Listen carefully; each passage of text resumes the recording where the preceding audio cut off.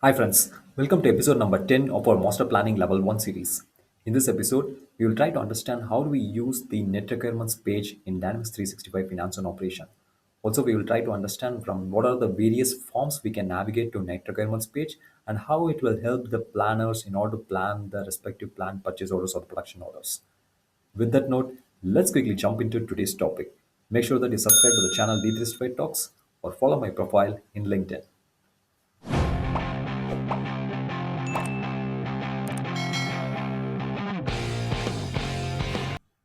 So we are in episode number 10 of net requirements. So we are already following this agenda on this master planning level 1 series, and make sure that you follow the episodes one by one so that you get a full benefit of what we are discussing in this series of videos.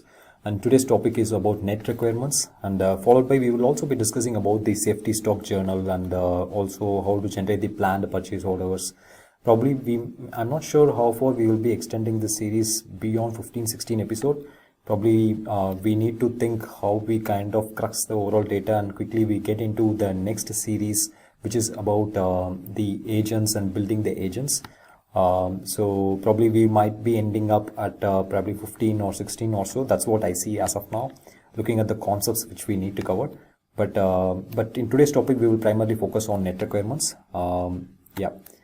So to understand first of all what is net requirements is, the net requirements page shows the net requirements that master planning calculated for the product, right? So we discussed about what is the difference between a net requirement and gross requirement in our episode, in our previous episodes. Especially we discussed about that in the introduction, strategies and setup. Please do check out those episodes in case if you have missed those. So net requirements are calculated for your current master plan. Primarily, it does not consider any of those requirements for your forecast plan. In case of gross requirement, it is primarily considered, but the forecast plan requirements are not considered in the net requirements.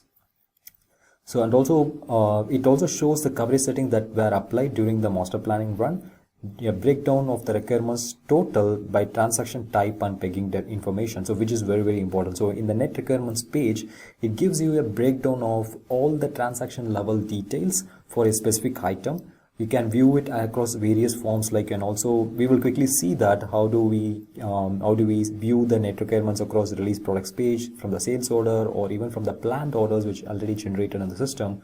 And in the net requirements page, you get an idea of what is the requirement quantity and the accumulated requirement quantity, and based on which you take an appropriate call on what is the level of transaction type it is pegged to, and which is actually causing this demand and supply, right?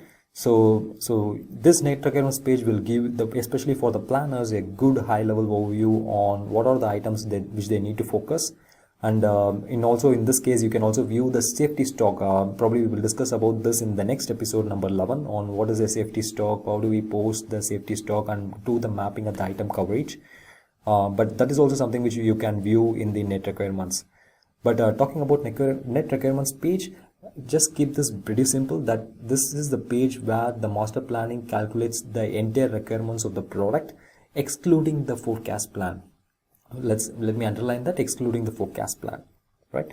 So let's go back to Dynamics 365 screen to understand that. So in order to view the net requirements page, first the option number 1 is you can also navigate from the release products. So if I go to product information management, then release products.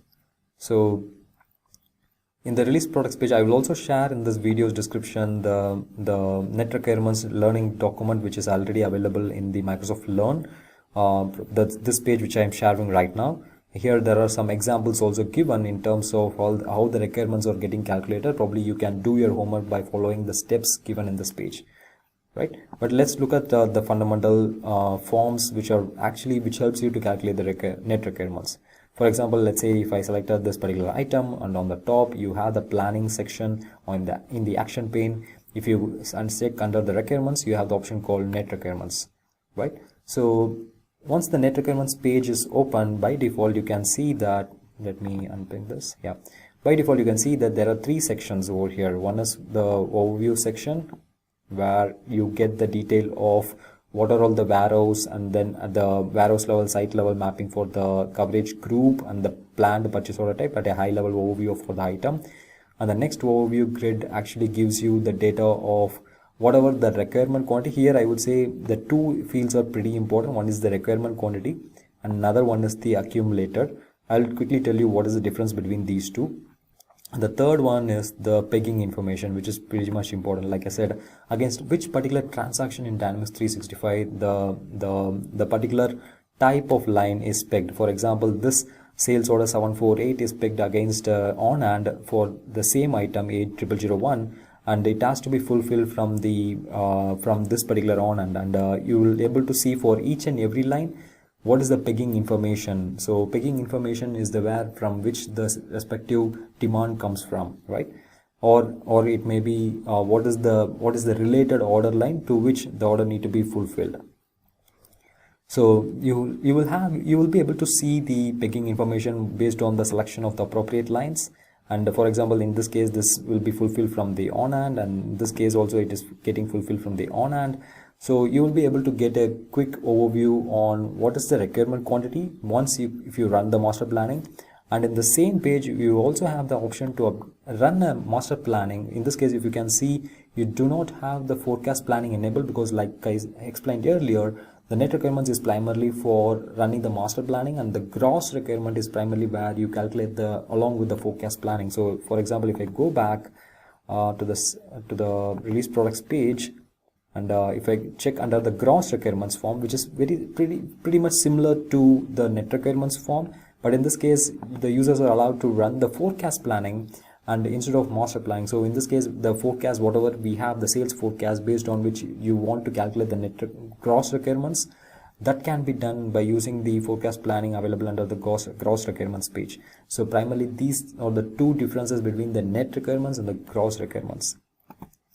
So let's come back to our discussion on net requirements page. So in the net requirements page, first of all, at the overview level, you get a high level overview of the list of warehouses and the site applicable for the particular item A001. And these are very item specific net requirements. And at the item coverage level, you also have the opportunity to see what is the coverage code and the appropriate coverage settings which are used in order to arrive at the net requirements calculated over here. And also you get a summary over here of all the on-hand receipt and the issues which are with respect to this particular item. And period just provides a high-level overview of all the required and the overview quantity. You also have an option to look at a graphic level view. If, for example, if I click on graphics, it shows typically in a bar chart or the pie chart. I'm not sure line chart is applicable, but we do not have a pie chart, but you can view those requirements at the chart level so that it is easy for visually viewing for the planners in order to plan those requirements, right? So you can adjust the screen. I know this UI is not so very intuitive, but this gives the planners opinion or the perspective of where for the specific items the stock levels are, and based on which they can decide on whether they want to rerun the master planning or plan the requirements accordingly. So this is for the overview section. But of course, you can also change the plan before. If you want to rerun the net requirements page, you can also have the option to change the plan. Let's say you want to go from dynamic to static. We also discussed about what's the difference between dynamic and static in our earlier episodes, and then you can click on update and then rerun the master planning. So this will kind of help you to run the master planning specifically for this particular item, right? So it will not have an impact for any other items, so you do not need to worry about that. So let me cancel this page. Yep. And in the next section, the overview, primarily I want you to pay attention to the transaction lines along with the reference. And here you can see the reference has a filtration, and here by default it is not the safety stock. All those are filtered. You feel free to clear it if you want to view along with the safety stock information. But the two important aspects over here is, one is the requirement date, primarily on which particular date this requirement got generated from the sales order, and we have the requirement quantity and the accumulated quantity. So what it exactly means is, for example, the requirement quantity is where you can see there is a positive sign and a negative sign.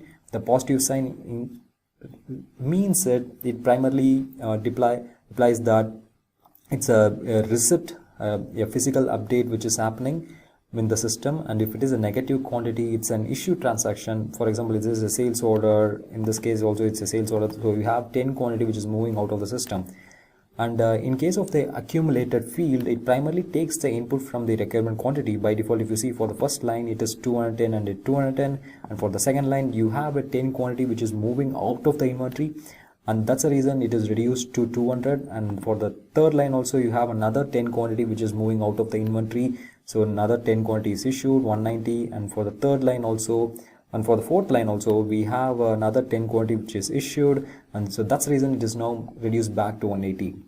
Right. So the planners primarily look at the requirement quantity and the accumulated quantity. The accumulated quantity, once it comes to the minimum or minimum quantity level, then the master planning engine, whenever it runs, it looks at the safety stock level and regenerate the order based on the configuration which we have. Probably we will discuss about the safety stock in the next episode. But this is where the planning is going to check what is the accumulated quantity which we have, and it will or be able to meet the requirement, the upcoming requirements with the accumulated quantity or not. If it is a negative sign, then that's an alarming sign for the planners to plan the orders accordingly. So this is what they will be primarily interested in.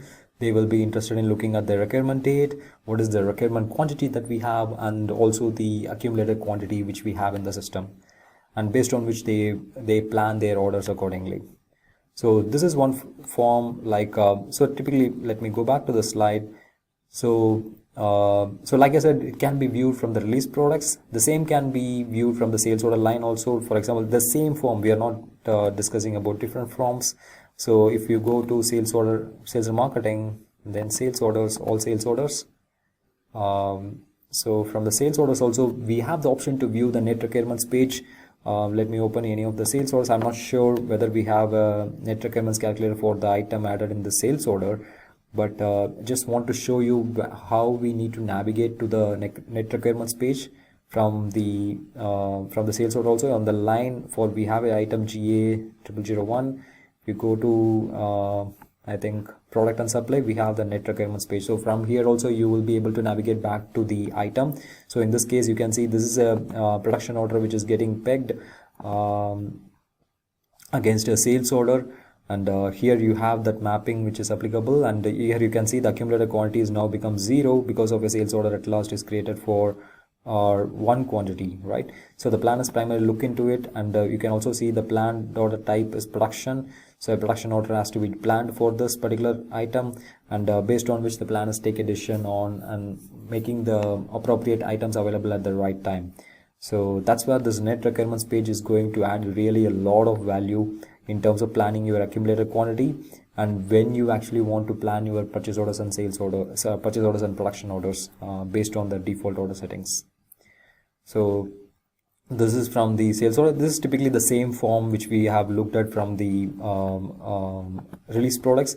And also the third option is you can also navigate to this page from the master planning. If you go to any of the planned orders, let's say you already ran the master planning and you have generated the planned purchase orders and the production orders, and now for any specific item or the order, if you want to look at the net requirements, all you have to do is inside the planned orders page. Here also you have the option, the first tab pegging primarily shows you what is the related pegging information, the sales order or the demand which is pegged, but at the same time you can also view it under the view section on the action pane and the requirements and requirement profile.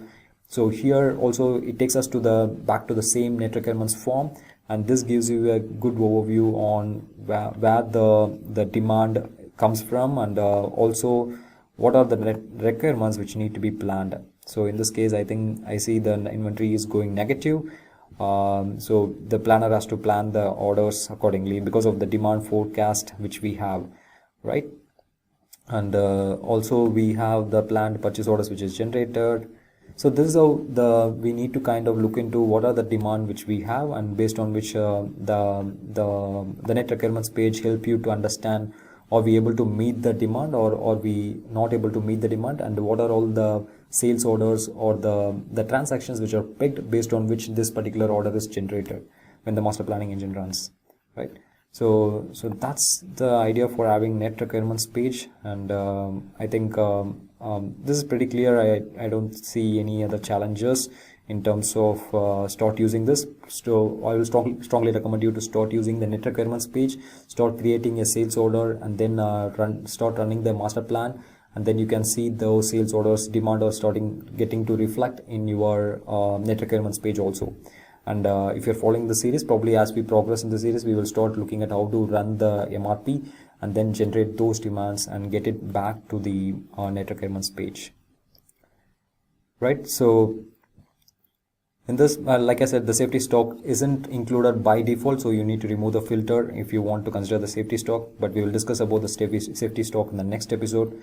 So with that, we are coming to the end of this episode. Make sure that you subscribe to the channel D365 Talks or follow my profile in LinkedIn. Thank you.